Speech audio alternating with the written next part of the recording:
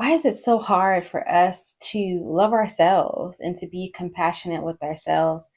And somehow it seems so easy to do with a friend. If we have a friend who is going through a really hard situation, maybe their kid got sick or maybe someone passed away, we jump in there so quickly and we're so nice to them and we give them encouraging words and we're so kind. We pour on all the love to them. But when it comes to ourselves, and what I want to talk about today is self-compassion. When we're in the NICU and when we're going through crisis, it's so important that we be compassionate with ourselves.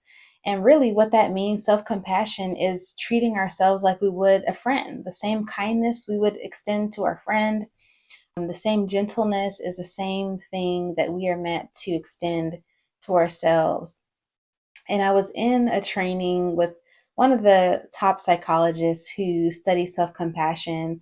And really, they mentioned self compassion. It's really how do we suffer well with ourselves? We may not say when we're in the NICU that we're suffering, but really, you're suffering. You're going through a really challenging time. How do we suffer well? How do we, in that really hard time, be able to have compassion for ourselves? Why does self compassion matter?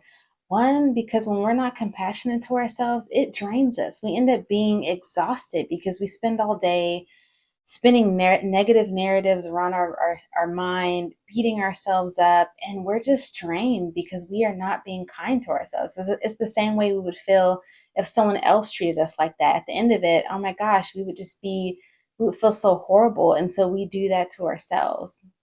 This is also important because self compassion builds endurance. And so, going through the NICU, no matter how long you're there, it's something that requires extreme endurance. And so, when we can be kind, when we can be compassionate to ourselves every day, it allows us to build that endurance to be able to show up another day and another day because on let's say Monday, we were kind to ourselves. Maybe we had some challenging moments. Maybe we didn't show up the way that we wanted to for our baby, or maybe we weren't there as long as we wanted to be, but we can stop and say, hey, you know what? That's okay. I did my best. Now I'm going to show up on day 2 and day 3, and I'm going to be able to have that endurance and that ability to be okay day after day because I'm being kind to myself. I'm being compassionate. Also, self-compassion, it matters because it calms our nervous system.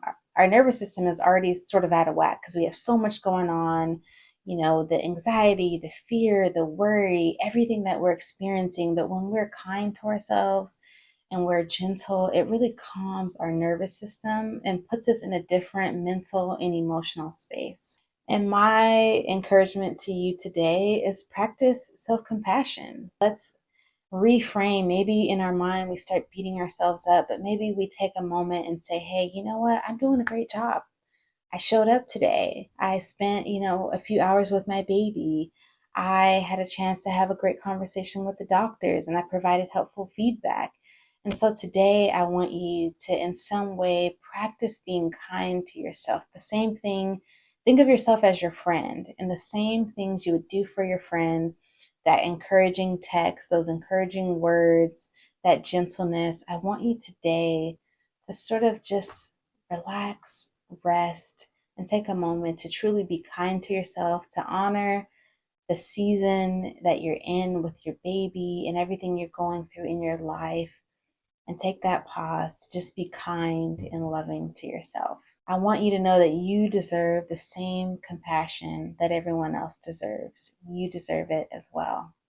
So if you haven't already, please subscribe. I would love for you to follow along and for me to support you on your journey. You're in the NICU or whether you're already at home with your baby.